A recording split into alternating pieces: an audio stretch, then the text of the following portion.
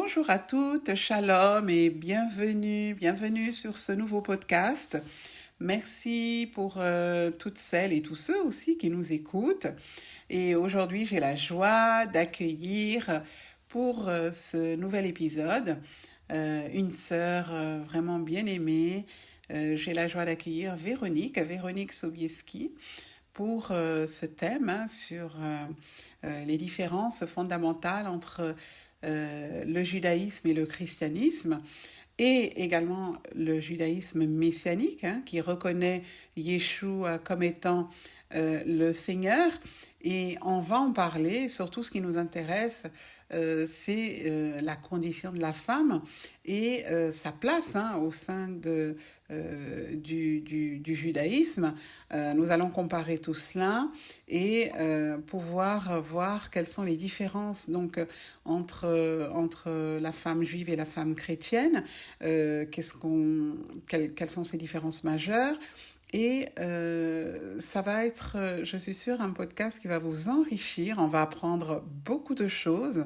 N'oublions pas qu'Israël, eh bien, c'est notre frère aîné et que bien, c'est eux qui ont reçu la Torah, la loi, l'alliance, et que même si aujourd'hui nous sommes sous la nouvelle alliance avec Jésus, nous leur devons beaucoup et nous devons comprendre ces différences fondamentales.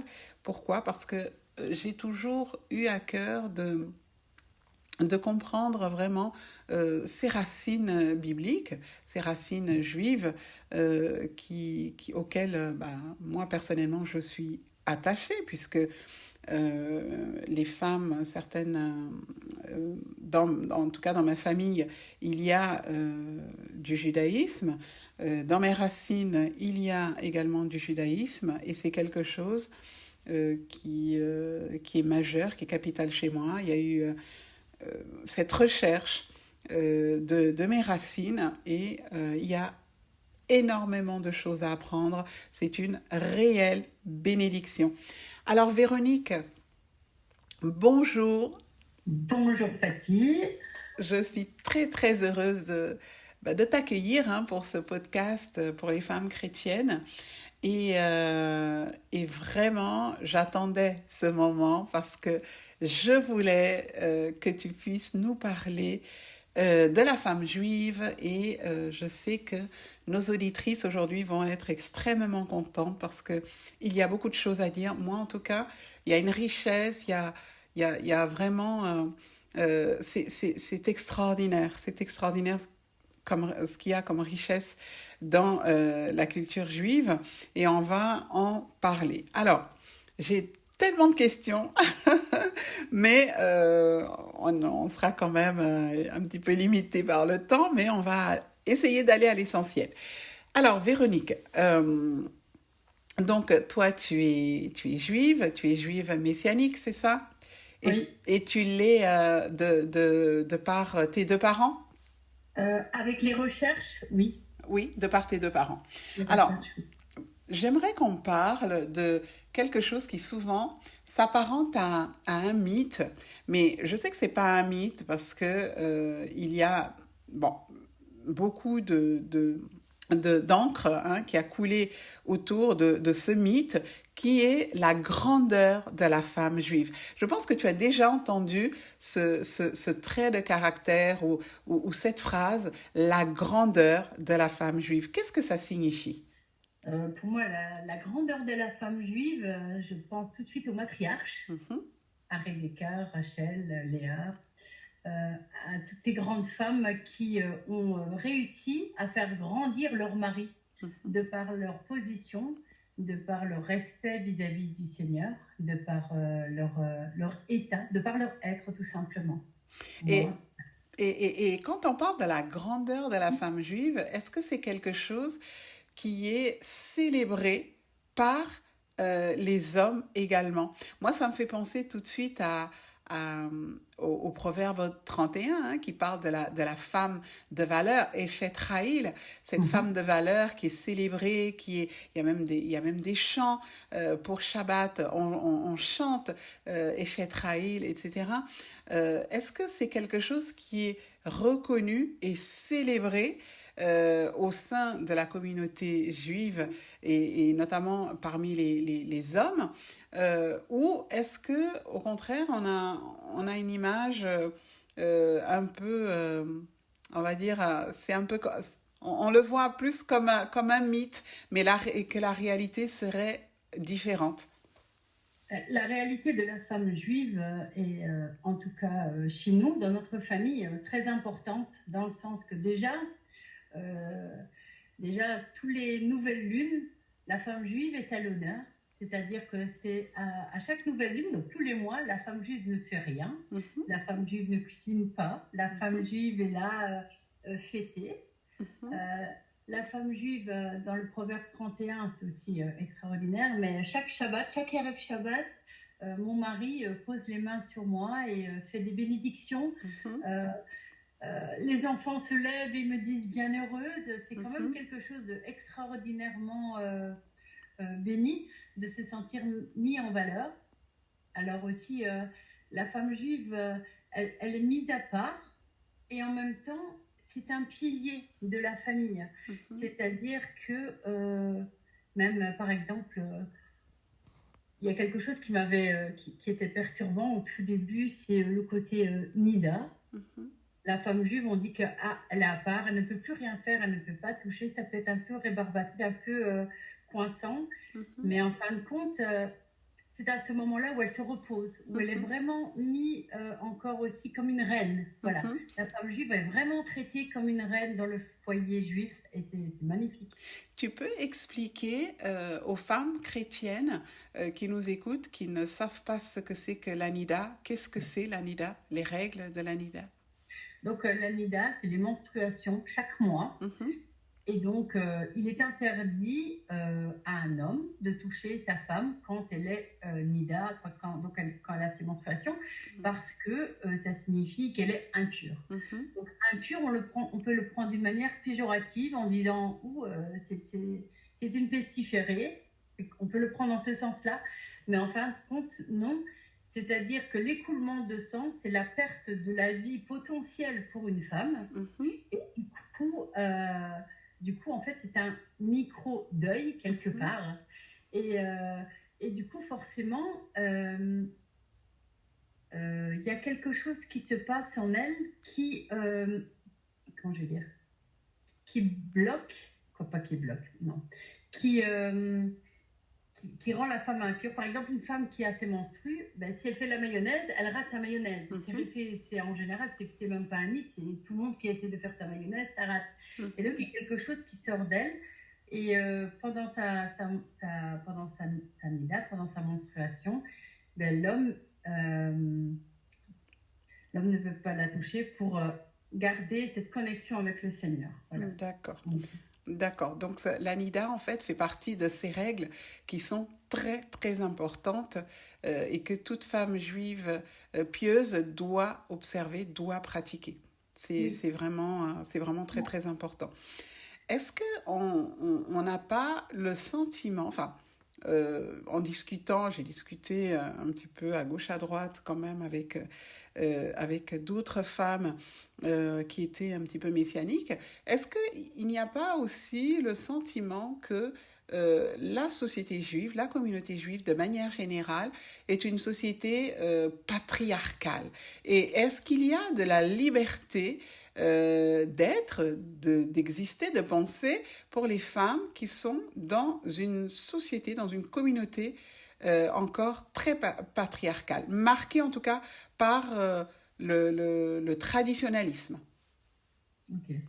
Donc, au niveau des femmes dans le traditionnel, donc le rabbinisme, on va dire, là, du Mhm, coup, la femme, c'est vrai, a tous ses côtés extérieurs, on dirait qu'elle est un peu emprisonnée, qu'elle est mhm, mise un petit peu en dessous de l'homme. mhm, C'est l'homme qui peut aller à la yeshiva, c'est l'homme qui peut étudier, c'est l'homme qui peut chanter. mhm, Dans une communauté juive, on va dire rabbinique, mhm, la femme ne peut pas chanter en communauté parce qu'elle a un côté, on va dire, séducteur dans sa voix. Donc les hommes ne veulent pas entendre la voix d'une femme chanter. Ça, c'est dans tout ce qui est du milieu rabbinique.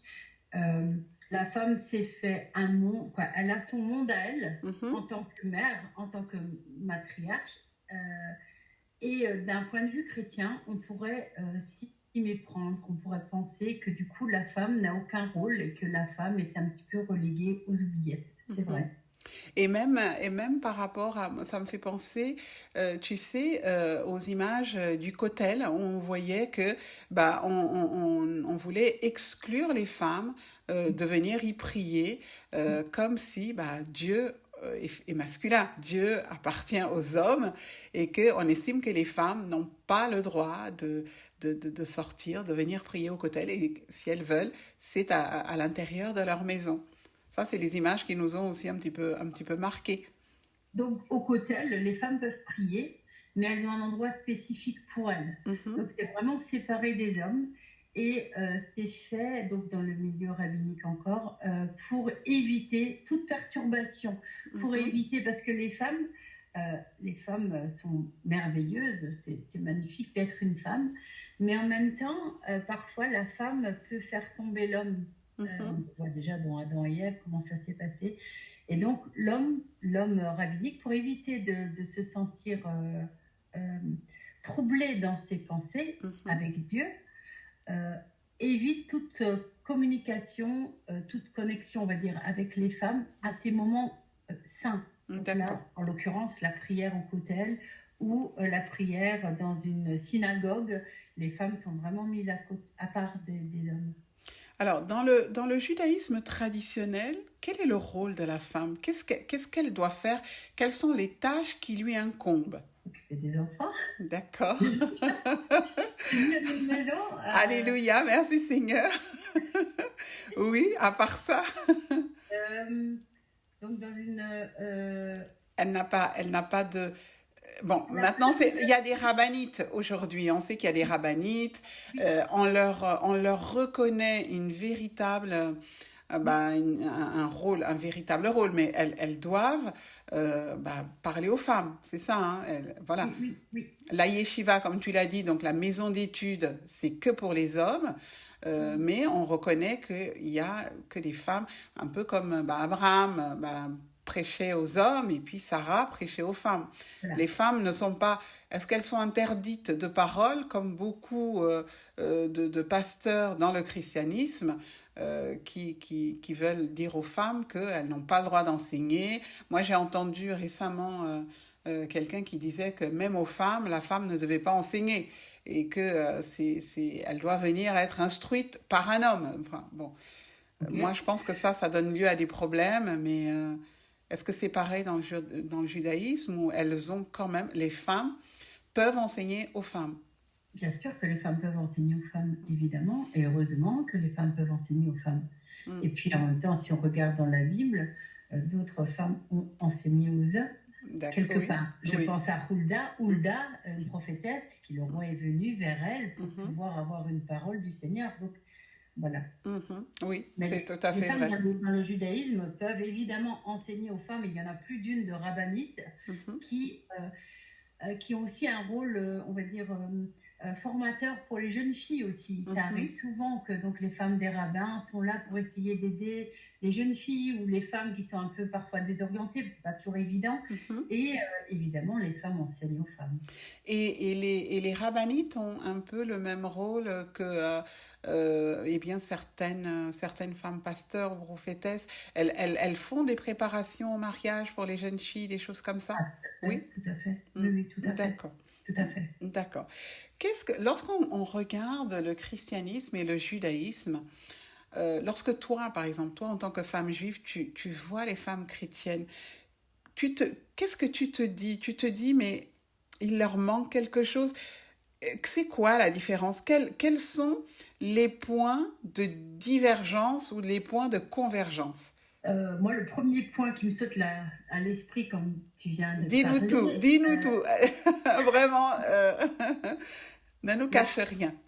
la révérence vis-à-vis d'Adonai et Oui. vis-à-vis même de l'homme vis-à-vis de cette fameuse, ce respect Mhm, profond qu'a une femme juive, même un homme juif, vis-à-vis de la Torah, vis-à-vis de s'avancer vers Dieu.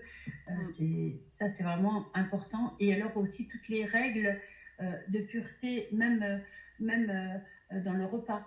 mhm, Même on, on mange cachère, par exemple. On fait attention à beaucoup de choses. mhm. Il y a beaucoup de... Tout tourne autour de la sainteté à ce niveau-là, Oui. qui est important. Qui pour moi est important parce que Dieu est un Dieu saint. Amen, amen, tout à fait, je suis tout à fait d'accord avec toi.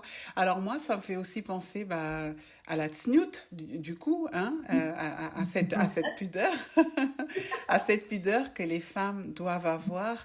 Et c'est vrai que c'est une catastrophe de voir aujourd'hui comment les femmes chrétiennes, qui se disent chrétiennes, qui sont censées honorer Dieu, eh bien, effectivement, cette irrévérence dont tu parlais, ce manque de pudeur, la façon dont elles s'habillent pour aller à l'église, ou tout court dehors, enfin, c'est quelque chose quand même qui pose problème.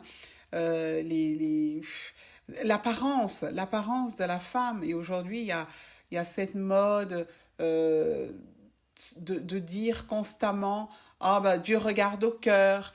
Hein, alors que moi je suis convaincue que l'apparence également parle et que l'extérieur n'est que le reflet du changement qui doit avoir lieu à l'intérieur. S'il n'y a pas eu de changement à l'intérieur, il n'y en a pas à l'extérieur. Si lorsque eh bien, tu étais païenne, tu étais dans le monde, tu t'habillais en mini, tu mettais des faux ongles aussi longs comme les ongles d'une sorcière, comme les serres d'un aigle, tu mettais des faux cheveux jusqu'aux fesses, rouges, jaunes, de toutes les couleurs, et que tu deviens chrétienne, tu te convertis, mais que tu as la même apparence, moi, pour moi, il y a quelque chose qui ne va pas. Hein. Donc c'est vrai que dans le judaïsme, on insiste beaucoup, notamment pour les femmes pratiquantes. Hein. Bon, moi, j'ai rarement vu une femme juive en mini-jupe ou en décolleté. Elles sont elles ont la tête couverte et la snoot, c'est vraiment quelque chose de fondamental. En Israël même, on ne pourrait pas sortir dans la rue comme ça, n'importe comment, être mal habillé parce que c'est vraiment très, très irrespectueux. Alors, Véronique, tu parlais de cette sainteté qui fait partie intégrante de tous les aspects de la vie, et notamment au niveau alimentaire. Parle-nous de la cache-route, des règles alimentaires, parce que je sais qu'il y a des femmes qui sont certainement très intéressées. Alors, je vais juste ouvrir une petite parenthèse. Encore une fois, on a fait dire à Paul tout et n'importe quoi. Par exemple, Paul a dit mangez de tout ce qui se trouve sur le marché sans vous enquérir de rien par motif de conscience. Moi, quand j'entends ça, je me dis mais est-ce que Paul mangeait du porc? Est-ce que Jésus mangeait du porc? Enfin, je ne pense pas qu'il y a deux évangiles. Je ne pense pas qu'il y a deux Torahs. Une pour les non-juifs et une pour les juifs. Dieu n'a pas créé deux Torahs, deux voies différentes. Ce qu'il n'aimait pas dans l'Ancien Testament, il ne l'aime toujours pas dans le Nouveau. Enfin, pour moi, c'est du bon sens. Et donc, sous prétexte que nous sommes sous la grâce, eh bien, on voit que on fait tout et on met dans la bouche de Paul beaucoup, beaucoup de choses. Et je pense que Paul observait les règles de la cache-route. Parle-nous de ça. Comment ça se passe de manière concrète? Quels sont les interdits? Déjà le porc, en vrai. Oui. Les crevettes, crustacés, fruits de mer. Tout Mhm. ce qui est, dans la Bible, il parle aussi de poissons. Tout ce qui n'a pas d'écailles et de nageoires sont interdites Mhm. aussi. Mhm. Et tout ce qui n'a pas le sabot fendu et les cornes, je crois. Mhm. Qui ne rumine pas? Mhm. Là, euh, on ne peut pas manger non plus. Donc du serpent, du singe, Mhm. du lapin. En Des France, on mange vers? du lapin, des vers, miam. Il y en a. Oui, oui, oui. Encore plus maintenant. Donc voilà, donc en fait, comme tu l'as dit tout à l'heure, tu l'as dit il y a 2 secondes, la Torah d'hier et la Torah d'aujourd'hui. Il faut savoir ce que Yeshua a fait, ce que Jésus a fait. Il faut être des imitateurs du Christ, c'est ce qui est écrit dans la Bible de A à Z. Donc, être imitateur du Christ, il n'a pas mangé de porc. Voilà. Pas de porc. Oui, oui. C'est aussi simple que ça. Il faut aussi savoir que la Bible a été faite en Israël et que ce qui était au marché, il n'y avait pas de porc et de sanglier, de tout ce que l'on veut, comme on veut le faire croire. On doit imiter les lois qui étaient en Israël, évidemment.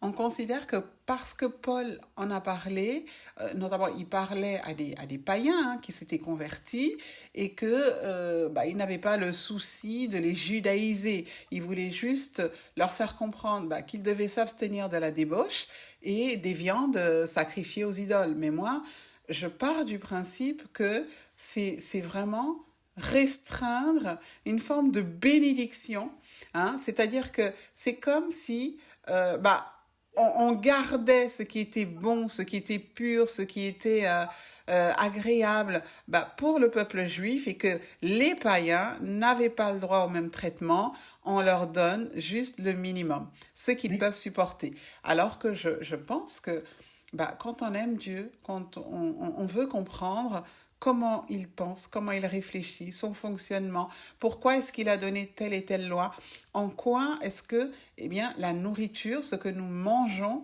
influe notre état spirituel, c'est extrêmement important.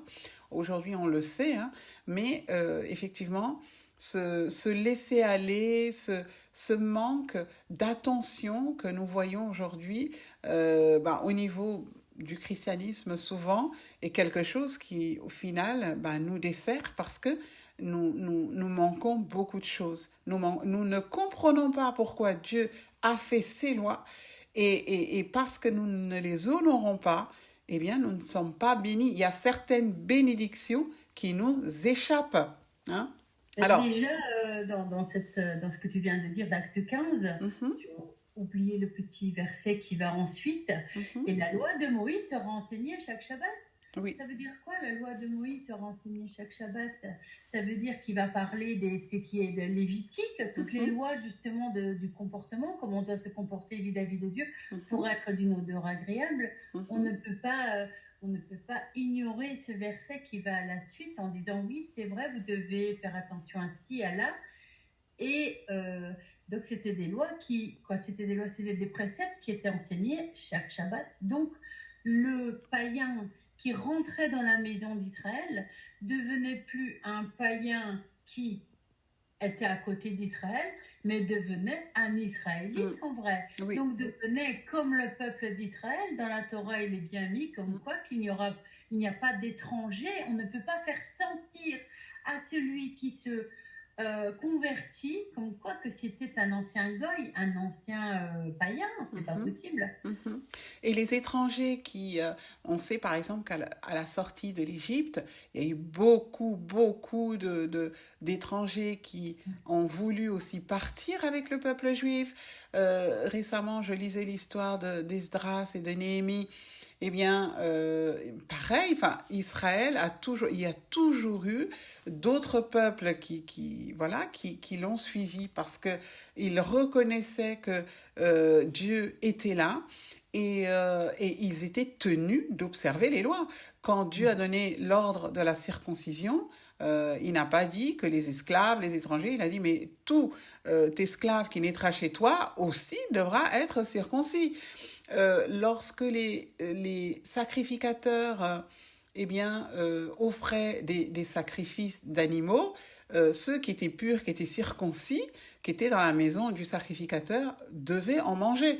Donc c'est quelque chose... Moi, ce qui m'attriste, c'est que véritablement, les chrétiens ne comprennent pas la dimension glorieuse de la parole de Dieu.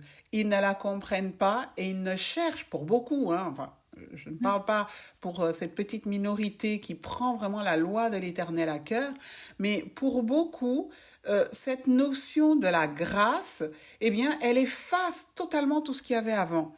Or, c'est faux. Jésus n'a jamais dit que je suis venu vous donner une loi nouvelle. Il a dit, je suis venu non pas pour abolir, mais pour accomplir. Parce Amen. que tout ce qui était avant, c'était une préfiguration, ça annonçait déjà ce que moi, Yeshua, j'allais faire. Et j'ai une tristesse dans mon cœur parce que c'est comme si dans le christianisme, notamment le christianisme tel qu'il est vécu aujourd'hui, hein, sans pureté, sans sainteté, il y a une déliquescence qui est délibérée parce que les responsables spirituels n'enseignent pas au peuple toute la parole. On leur donne uniquement du petit lait et pas de la viande, pas des choses costauds, solides, qui vont amener un changement, une véritable transformation. Et moi, je sais que il y a une différence fondamentale entre la vie des personnes qui suivent véritablement toute la parole de Dieu, l'intégrité de la parole de Dieu. Et je suis désolée, je le dis à ceux qui nous écoutent, à celles qui nous écoutent, ce n'est pas retourner à la loi, ce n'est pas retourner sous la loi, mais c'est se priver véritablement d'une grande bénédiction, de choses que Dieu n'accorde qu'à des personnes qui comprennent qu'il est un Dieu d'alliance et qu'à ce titre, il y a des choses qui doivent être faites et il y a des choses qui doivent être délaissées en fait. Et Dieu est le Dieu de tous, mais je suis persuadée que l'alliance, c'est quelque chose de différent. Certes, c'est une alliance en Jésus, mais c'est lorsque nous sommes en Jésus, lorsque nous demeurons en Jésus, que nous avons toutes les bénédictions qui ont trait à cette alliance. Et quand je parle de bénédiction, il ne s'agit nullement d'or et d'argent. Il s'agit de choses profondes, de choses spirituelles. Dieu n'a pas le même regard. En tout cas, moi, c'est comme ça que je le vis. Pourquoi? Parce que ce christianisme light, qui ne tient pas compte, en fait, de la pensée première de Dieu, de ce qui lui plaît, et qui se contente juste de dire, nous avons Jésus, Jésus est mort à la croix, nous, on n'a plus rien à faire, voilà, ça s'arrête là. Et moi, je trouve qu'il est très réducteur. Il est très réducteur et je ne me reconnais pas. Et je ne reconnais pas le culte de l'Éternel dans cette manière de faire, dans ce christianisme-là.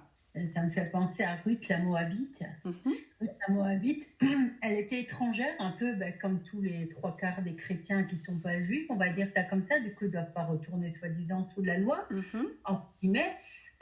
Mais en fin de compte, Ruth la Moabite, elle a épousé toute l'identité de sa belle-mère. Elle est allée en Israël, elle s'est pas dit, moi je suis Moabite, je suis née Moabite, alors je reste Moabite.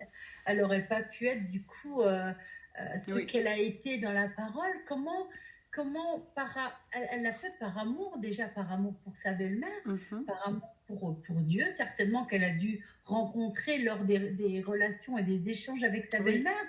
Et puis pour finir, elle a trouvé un épanouissement en Israël et c'est devenu quelqu'un justement d'important, quand même une ancêtre de Yeshua, quoi, je ne sais pas, donc c'est hyper important parce qu'elle s'est collée à la volonté de Dieu et elle n'est pas arrivée avec tous ces apparats d'avant de son ancien peuple. Amen, c'est très très important ce que tu dis. Le fait que Ruth, c'est un exemple, hein, on voit vraiment, c'est en filigrane, on voit déjà la grâce et on voit comment, et puis même Boaz lui dit, mais que le Dieu d'Israël, sous les ailes duquel tu es venu te réfugier, te bénisse. On voit vraiment, comme tu l'as dit, on sait qu'elle l'avait rencontré, qu'il y avait eu quelque chose de fort dans son cœur. Et là, ça m'amène à te poser la question, comment est-ce que toi, tu vis ta messianité? Parce que, alors, être juif, c'est une chose, mais être juif messianique, c'est-à-dire reconnaître que Yeshua est le Mashiach attendu, c'est encore une autre chose, c'est une dimension encore supplémentaire à la foi judaïque. Comment tu vis, toi, ta messianité? Dans mon cœur, dans ce que je suis, c'est un chant d'amour, je ne sais pas le dire autrement. Oui. Parce que Yeshua, il m'a sauvé la vie. Yeshua est vraiment, c'est lui qui est venu tout apporter dans ma vie, de la Mhm. couleur dans ce que je suis. Et puis Yeshua, c'est le Fils de Dieu. Et Amen. puis Yeshua, il nous a montré l'exemple aussi. Mhm. Donc comment je le vis? Qu'est-ce qui change quand un juif rencontre eh bien, le Messie? Euh, Certainement une libération. Oui. Certainement une libération, parce que le Messie tant attendu, que chaque juif attend depuis tellement longtemps, Mhm. que chaque juif est là aux côtés à prier, à demander quand Mhm. envoie-nous le Mashiach, quand le Mashiach reviendra. Mhm. En fait, il est là, il est arrivé, il est venu pour nos Mhm. péchés. Il nous, a, il nous donne accès au Père, c'est incroyable. Mhm. Si on m'a vu, on a vu le Père, et c'est une libération. Une C'est ça, c'est une libération. vérité, c'est le ciel qui s'est ouvert dans toute sa splendeur. Voilà. Mhm.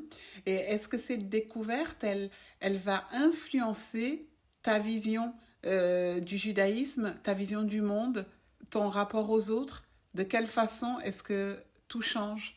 Parce que, bon, on sait que la communauté juive est très... euh, bah, on trouve qu'elle est très renfermée sur elle-même. Bah, ils ont une histoire, hein. C'est un peuple qui a une histoire. C'est un peuple qui est persécuté dans le monde. Et donc, c'est un peuple, effectivement, qui est à part, un peuple que le diable est. Et ils ont une histoire. Donc, c'est vrai qu'ils se doivent de se protéger. Il a fallu donc conserver aussi hein, une forme de pureté hein, pour que le Messie puisse venir. Mais de quelle façon est-ce que la découverte du Messie va changer ta vision? Est-ce qu'il y a un changement? On ne regarde plus le judaïsme traditionnel comme avant ou au contraire, on sait qu'on a fait un pas en avant? La question est un peu, je ne vais pas dire compliquée, mais délicate. Oui. Cela dépend comment on le voit. Mhm. Donc, pour ma part, ça peut être un pas en avant Mhm.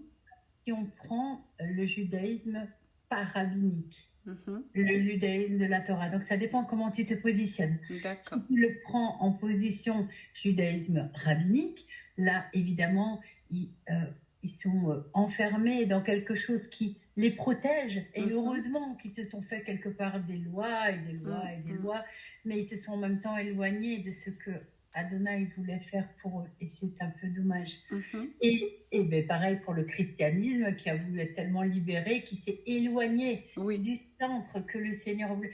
C'est vraiment, j'allais dire, deux entités complètement éloignées. Mm. Et le Seigneur, enfin, et Yeshua, en vrai, ben, il est le centre. Et Mhm. il faut se réajuster du côté chrétien avec plus de Torah et du côté rabbinique avec Mashiach. Mhm. Et là, ça donne une vraie vision. Euh, la, Qu'est-ce que Yeshua apporte de leur rabbinisme? À l'heure actuelle, si ce n'est pas une vraie relation que le juif rabbinique a avec Yeshua, malheureusement, rien. Donc si le juif messianique, le juif rabbinique, pardon, côtoie, on va dire, le chrétien qui a Yeshua, malheureusement, rien. Mm. L'exemple qu'il va avoir ne va pas lui donner envie. Oui, parce qu'il faut rappeler que bah, dans l'histoire, on parlait d'histoire tout à l'heure, bah, il y a eu énormément de persécutions. Quand on parle d'un chrétien à un juif, bah, il rigole parce qu'il sait que, notamment par les catholiques, l'Inquisition, on sait qu'il y a eu énormément de persécutions. Et il rigole aussi, pourquoi? Parce que il sait qu'il connaît Dieu. Il sait qu'il a pour père Abraham. Enfin, on va pas lui raconter des salades. Il va dire, mais moi, vous allez pas m'apprendre Dieu. Dieu est avec nous. On le sait. Mais j'aime beaucoup l'idée que tu as donnée, cette image que, effectivement, il faut rapprocher les deux.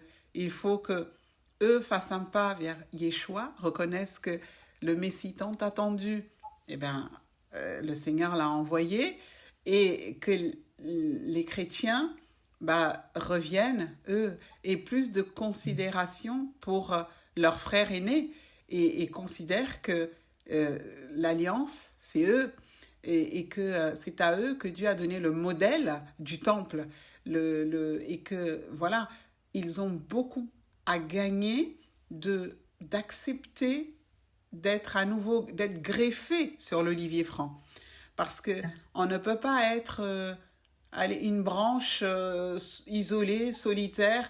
C'est ça qui me désole quelque part. C'est que les croyants aujourd'hui, notamment les chrétiens, sont un peu comme des branches isolées qui veulent fleurir, qui veulent euh, être bénis, mais ils ne sont pas greffés. Pour qu'un arbre puisse porter du fruit, pour qu'il puisse être verdoyant, avoir des bourgeons, qu'il y ait du fruit, il faut qu'il y ait des racines. Tu ne peux pas porter du fruit si tu n'es pas greffé sur une racine. C'est impossible. Tu ne peux pas être une branche.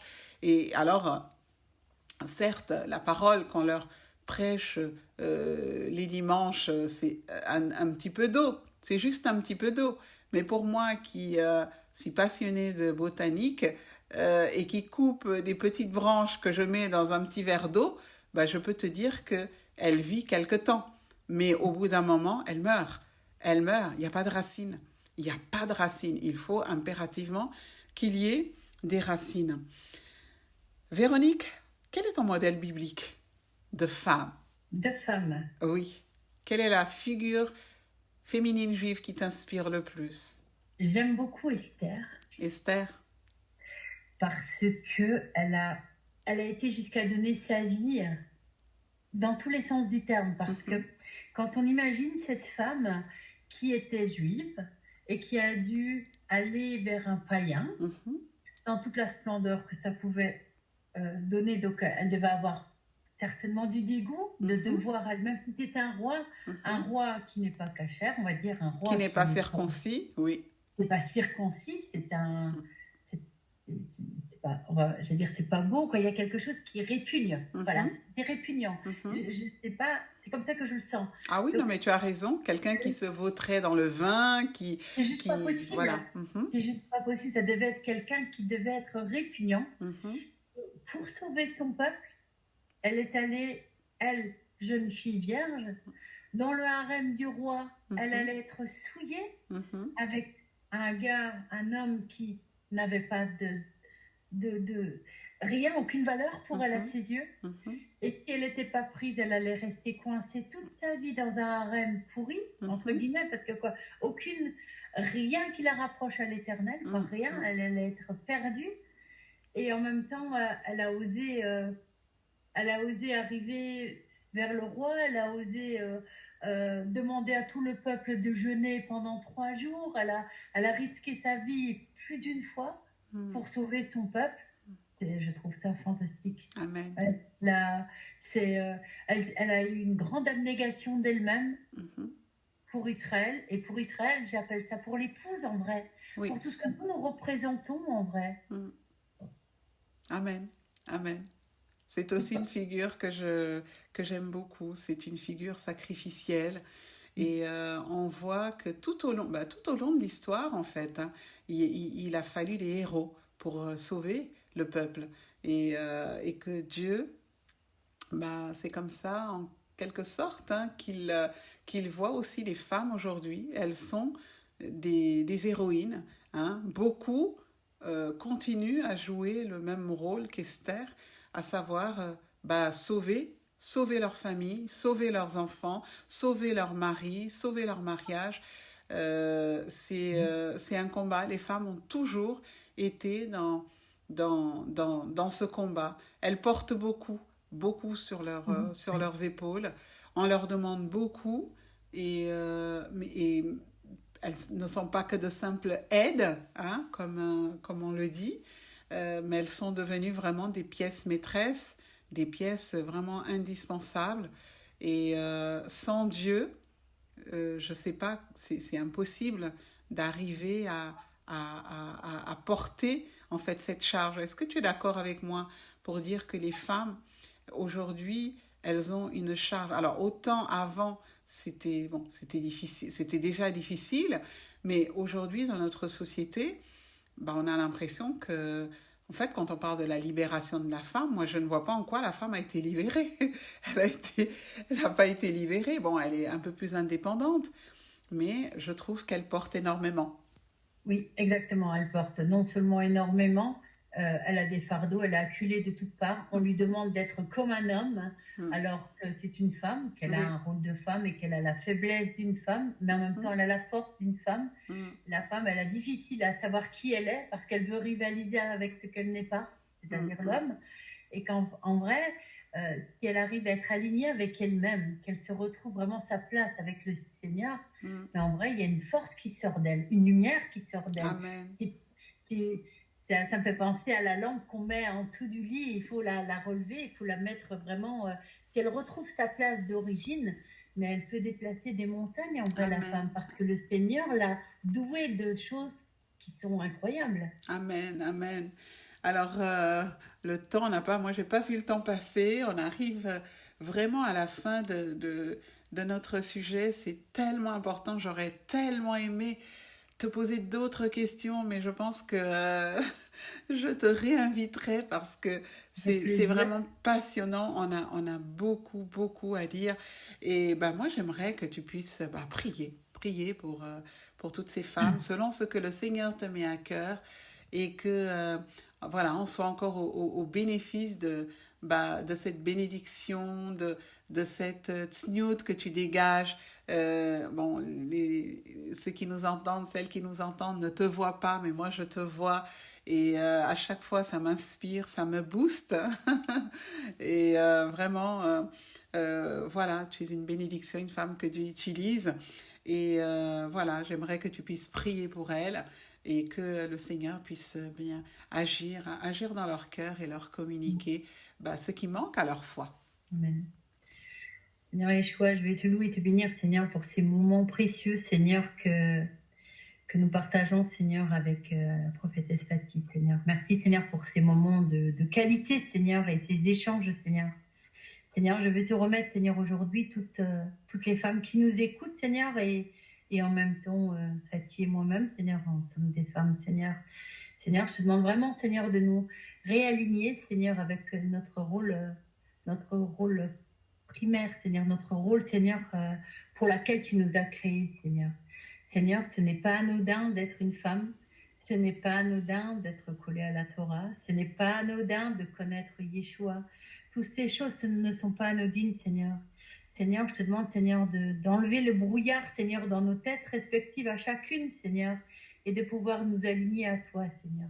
Que nous puissions, Seigneur, discerner le bien, le mal, Seigneur. Que nous puissions, Seigneur, élever, Seigneur, nos maris, Seigneur, élever nos enfants, Seigneur.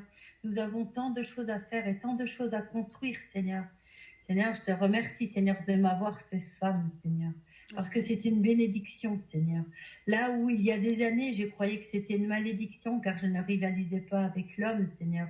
C'est une bénédiction aujourd'hui, Seigneur, parce que vraiment, Seigneur, tu m'utilises, Seigneur, dans mon identité de femme, Seigneur. Seigneur, je te demande vraiment d'ouvrir l'intelligence, le spirituel, le merveilleux, Seigneur, de toutes, Seigneur, de chacun, Seigneur, des femmes qui nous écoutent, Seigneur, et qu'elles puissent, Seigneur, s'approcher de toi, Seigneur, telle une épouse, Seigneur, et arriver à discuter avec toi à cœur ouvert, Seigneur, pour sentir, Seigneur, vraiment toute cette bénédiction, Seigneur. Remplis-nous, Seigneur, de ta Roi Kodesh, Seigneur, de ton Saint-Esprit, Seigneur. Inonde-nous, Seigneur, que chaque endroit, Seigneur, de notre corps, Seigneur, puisse resplendir de toi, Seigneur, pour que nous puissions être des témoins, Seigneur, dans nos familles, Seigneur, dans notre travail, Seigneur, et où que l'on franchisse, Seigneur, où qu'on dépose nos pieds, Seigneur, pour la gloire de ton nom, Seigneur. Beshem Yeshua Mashiach. Amen. Amen, amen. Merci beaucoup, Véronique. Oh, quelle joie, quelle joie. Merci. Vraiment, mon cœur est dans la joie pour tout ce que nous avons partagé et puis pour toutes les choses aussi que les femmes vont retrouver. Moi, je sais qu'il y a des femmes qui ont soif. Donc, il y a des femmes qui vont peut-être comprendre un peu plus toute cette dimension messianique et elles vont peut-être faire de plus grandes recherches là-dessus, toujours pour, comme tu as dit, nous aligner davantage et être fidèles à ce que le Seigneur attend de nous. Soyez bénis, vous qui nous écoutez, et je vous dis à très bientôt pour un autre épisode. Soyez bénis, shalom.